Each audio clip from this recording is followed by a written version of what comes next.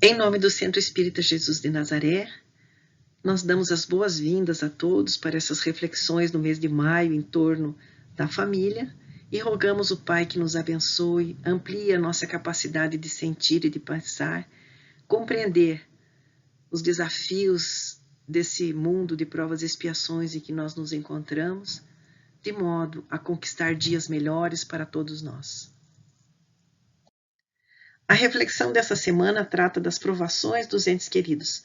Vamos falar de provas, de expiação, do consolo à luz do Evangelho de Jesus, pela claridade da doutrina espírita. O objetivo é trazer aos corações uma mensagem de Francisco Cândido Xavier, ditada pelo Espírito Emmanuel, falando dessa relação nossa com os entes queridos em momento em que eles vivem as provações. Buscamos o conceito de prova. Então, a prova é aquela situação aflitiva que atesta a capacidade do indivíduo de superar as próprias imperfeições morais. E a expiação, o ato de expiar, diz respeito a sofrer as consequências dos erros cometidos.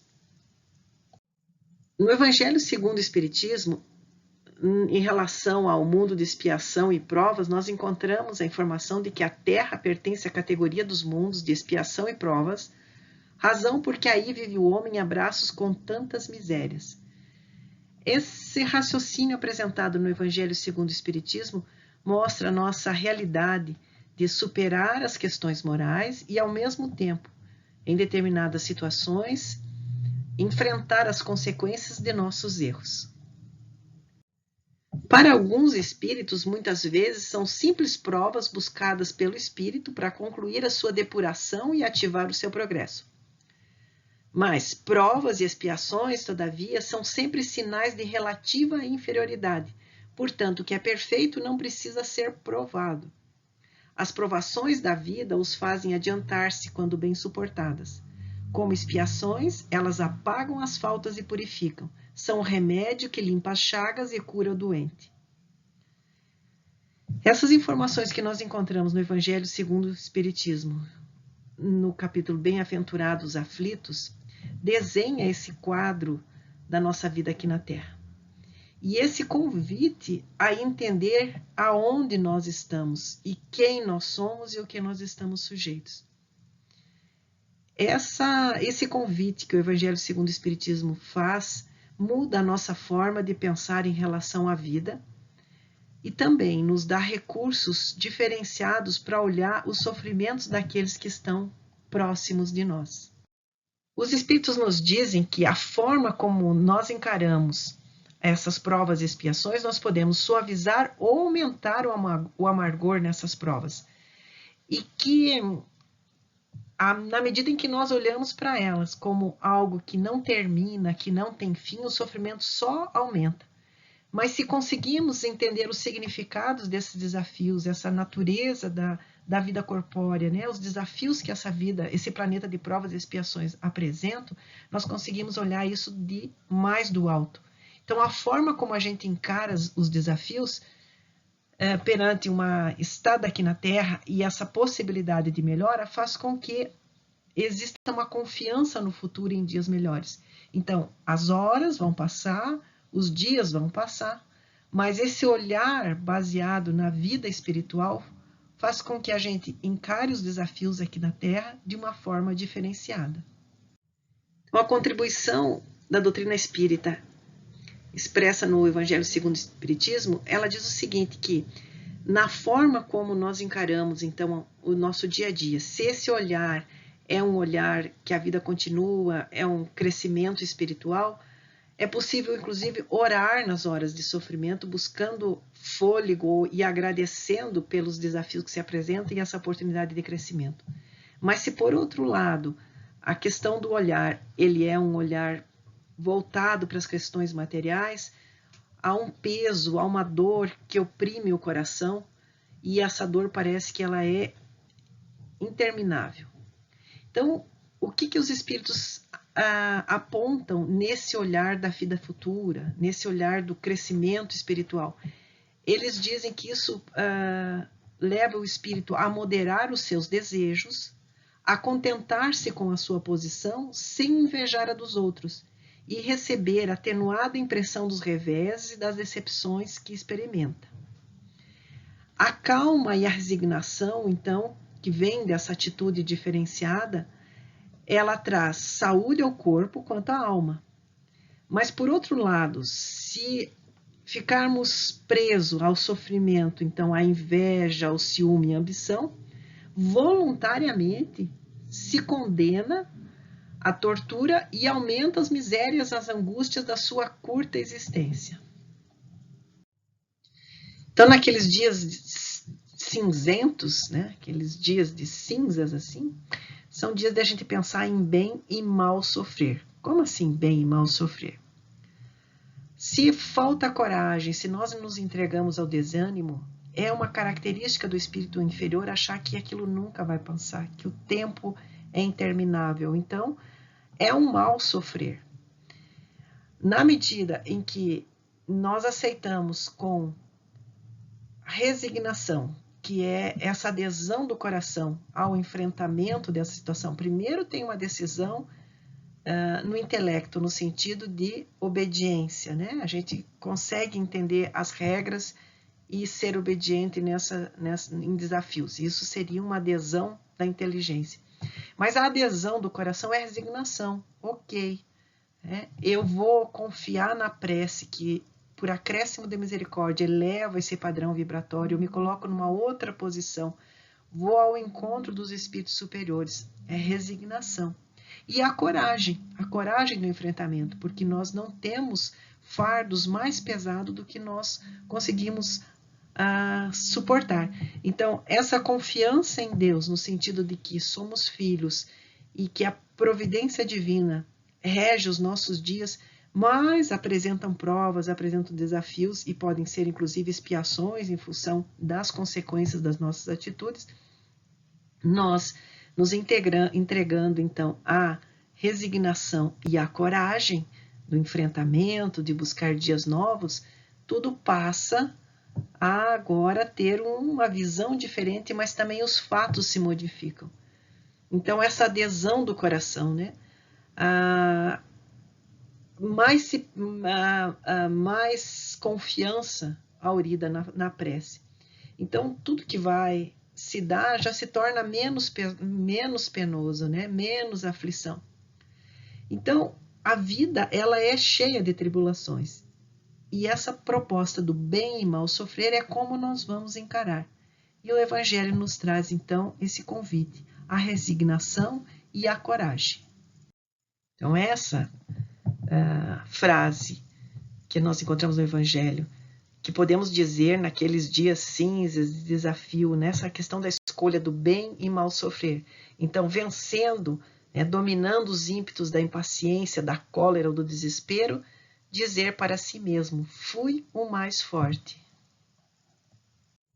Nos textos do Evangelho, então, vai reforçando essa ideia diante das provas e expiações que devemos exercitar a inteligência tanto quanto a paciência e a resignação. Reconhecendo as nossas dificuldades, as nossas imperfeições, nós nos matriculamos, então, nessa escola em busca de nos tornarmos homens de bem. E nesse capítulo Sede Perfeitos, e que aborda as características do homem de bem, é tratado das vicissitudes. E as vicissitudes são as dificuldades do dia a dia. São pequenas coisas, como diz o Espírito Amigo também no Evangelho segundo o Espiritismo, são pequenas coisas que acabam por ferir. Então essas vicissitudes elas fazem parte do nosso desafio do dia a dia. E o homem de bem sabe que todas as vicissitudes da vida, todas as dores, todas as decepções são provas ou expiações e as aceita sem murmurar. Então buscamos desenvolver em nossa intimidade essa característica do homem de bem no enfrentamento, na coragem para esses desafios. E aí se apresenta um quadro que diz respeito, então, às provações dos entes queridos. Como lidar, então, com as provações daqueles que são próximos ao nosso coração? E aí vem Emmanuel nos trazer umas orientações preciosas. Provações dos entes queridos. Não temos pela frente tão só as nossas dificuldades, mas igualmente as dificuldades das pessoas queridas, pelas quais muitas vezes sofremos muito mais do que por nós próprios. Forçoso, porém, a notar que, em nos interessando pelo apoio aos entes queridos, nunca estamos a sós, porquanto Deus, que nos emprestou ao convívio, permanece velando sem olvidá-los.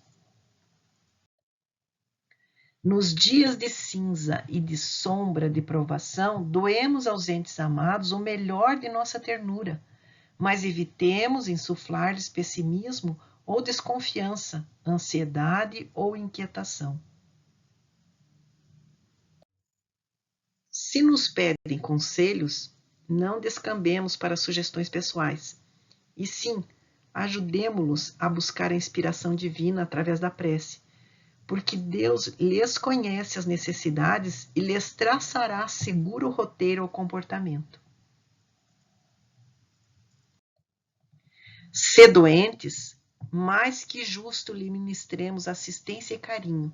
Todavia, empenhamo-nos em guiar-lhes o pensamento para o otimismo, convencidos de que Deus lhes resguarda a existência em cada batimento do coração. Se eles empreendem mudanças em seu próprio caminho, abstenhamo-nos de interferir nas decisões que assumam, e sim, ao invés disso, diligenciemos abençoar-lhes os planos de renovação e melhoria, compreendendo que a divina providência vigia sobre nós, orientando-lhes os passos.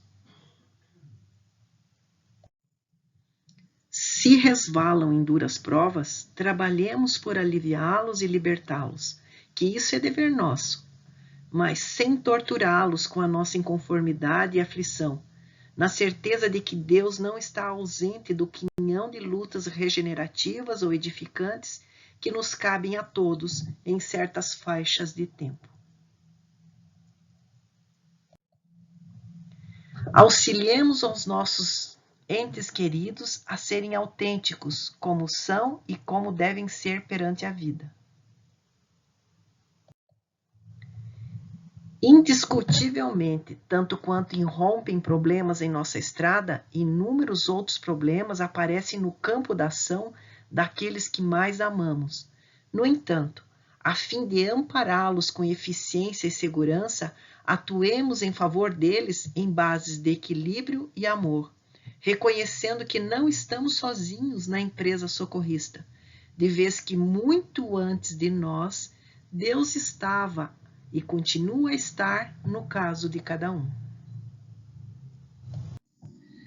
Destacamos nessas reflexões sobre o bem e mal sofrer a importância da prece e dessa fé na bondade divina, na providência divina. Emmanuel também traça esse roteiro das nossas ações em relação aos entes queridos nos momentos de provações, jogando luz nessa providência divina de Deus em relação a nós e aos nossos queridos. Deus permanece velando sem esquecê-los. Reconhece as necessidades e lhes traçará seguro roteiro ao comportamento. Resguarda a existência em cada batimento do coração. Vigia sobre nós, orientando-lhes os passos. Não está ausente do quinhão de lutas regenerativas ou edificantes que nos cabem a todos, em certas faixas de tempo. Estava e continua a estar no caso de cada um.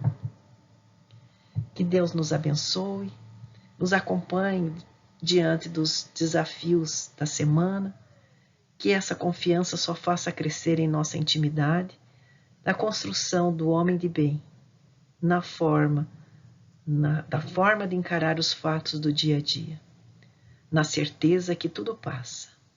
Confiante, Senhor, rogamos as bênçãos a todos nós. Que assim seja.